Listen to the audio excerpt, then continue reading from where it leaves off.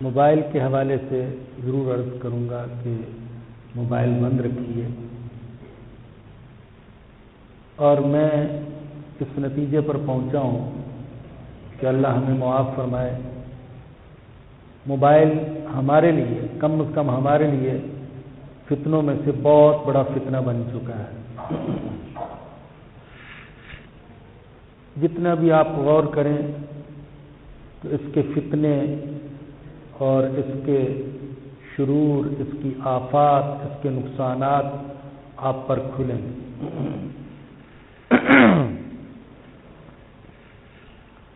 میں نے ایک صاحب کو دیکھا،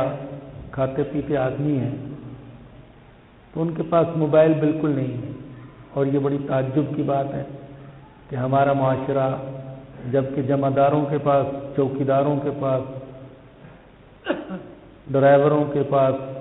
گدا گاڑی والوں کے پاس بھی موبائل ہے، تو کسی کے پاس موبائل نہ ہونا جبکہ وہ صاحب ثروت بھی ہے، بڑی عجیب بات ہے۔ تو میں نے ان سے پوچھا آپ نے موبائل کیوں نہیں رکھا، آپ سے رابطہ کرنے میں تکلیف ہوتی ہے ہمیں؟ تو کہنے لگے کہ مجھے ڈاکٹر نے منع کیا ہے۔ اللہ اکبر! اب وہ کاروباری آدمی ہے، موبائل کی اس کو سخت ضرورت ہے، اور ساتھیوں کو اس سے رابطہ بھی کرنا پڑتا ہے، لیکن صرف ڈاکٹر کے کہنے پر اس نے موبائل ساری زندگی کے لیے چھوڑ دیا کہ آپ کی صحت کے لیے نقصان دہ ہے۔ لیکن اگر ایمان کے لیے نقصان دہ ہو،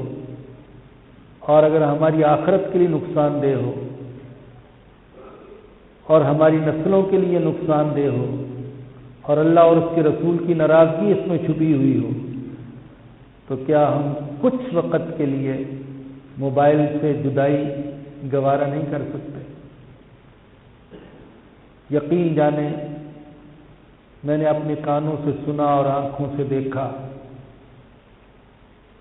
ریاض الجنہ موبائل کی گھنٹیاں اور غلیظ قسم کے میوزک وہ بج رہے ہیں۔ حضور اقدس صلی اللہ علیہ وسلم کے روضہ انور پر موبائل کی گھنٹیاں بج رہی ہیں، قابل اعتراض قسم کی گھنٹیاں بج رہی ہیں۔ کعبہ کا طواف کرتے ہوئے موبائل کی گھنٹیاں بج رہی ہیں، گانے بج رہے ہیں، غلیظ قسم کے گانے لگا رکھے ہیں اور وہ بج رہے ہیں، اور مسلمان کو پرواہ نہیں۔ بعض لوگوں کو دیکھا کہ دوسروں کو دھکے دے دے کر ریاض الجنہ میں جگہ لیتے ہیں، یا اس مقام پر پہنچتے ہیں جہاں حضور اقدس صلی اللہ علیہ وسلم تہجد کی نماز ادا فرمایا کرتے تھے، اور وہاں پہنچتے ہیں اور موبائل میں مصروف ہو جاتے ہیں، اور پھر موبائل کے ذریعے سے تصویر کشی جو ہوتی ہے، خدا کی پناہ، اللہ ہمیں اپنے غضب سے بچائے، وہ بڑا ارحم الراحمین ہے، اور اس نے ہمارے اختیار میں نہیں دیا اپنے عذاب کو، اور نہ ہی ہم میں سے کوئی دے سکتا ہے، لیکن یقین کریں اللہ سے بڑا ڈر لگتا ہے جب دیکھتے ہیں کہ حضور کے روضے پر، کعبہ کے سامنے، مسجد نبوی میں، مسجد حرام میں گروپ بنا بنا کر مرد عورتوں کی تصویریں کھینچتے ہیں، عورتیں مردوں کی تصویریں کھینچتی ہیں، پوز بنا بنا کر، ایکشن بنا بنا کر۔ ایسا لگتا ہے کہ یہ حج کے لیے نہیں آئے بلکہ تفریح کے لیے آئے ہوئے ہیں، ایک مذہبی قسم کی پکنک ہے جو یہاں منائی جا رہی ہے۔ تو بھائیو، کم از کم مسجدوں کو تو اس سے محفوظ رکھو۔ جب نبی اکرم صلی اللہ علیہ وسلم کی احادیث پڑھی جاتی تھیں کہ ایک زمانہ آئے گا ہر جگہ گانا بجانا ہوگا، عبادت گاہوں میں بھی آوازیں بلند ہوں گی، تو کسی کی سمجھ میں نہیں آتا تھا یہ کیسے ہوگا، کیا مسلمان اتنا گر جائے گا؟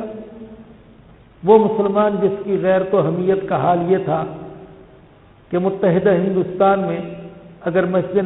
اگر مسلمانوں کی مسجد کے سامنے سے ہندوؤں کا جلوس گزر جاتا تھا ڈھول بجاتے ہوئے، تو خون خرابے تک نوبت پہنچ جاتی تھی، حالات خراب ہو جاتے تھے۔ آج وہ مسلمان اتنا گر گیا کہ خود وہ اپنی مساجد میں گانے بجا رہا ہے، میوزک بجا رہا ہے، لیکن کسی کے کان پر جوں تک نہیں رینگتی ہے۔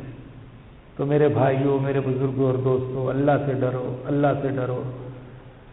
اس فتنے سے بچو، اس فتنے سے بچو، اس فتنے کے شرور سے بچو،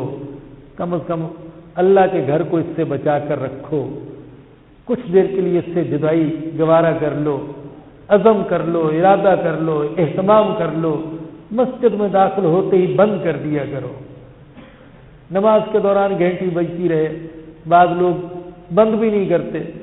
اور سوچتے یہ کہ میں اور